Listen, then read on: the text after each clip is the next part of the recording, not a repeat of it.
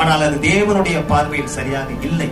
ஆனால் இப்போது என் தேவன் என்னை தொட்டிருப்பதற்கான காரணம் என்னவென்றால், இதற்கு மேலே என் தேவன் என்னிலே விருப்பப்படக்கூடிய காரியம் என்ன என்பதை தேவன் எனக்கு விளக்கும்படியாக, தேவனே நான் என்ன செய்ய என்ற அர்ப்பணிப்பு உங்கள் வாழ்க்கையில வரும்போதுதான் வேத வார்த்தைகளும் தேவ வசனமும் உங்களை சோதனைக்குள்ளே கொண்டு அவிழ்த்தாதபடிக்கு உங்களை சீர்படுத்தி தேவனுக்கு நேராக கொண்டு செல்லும்.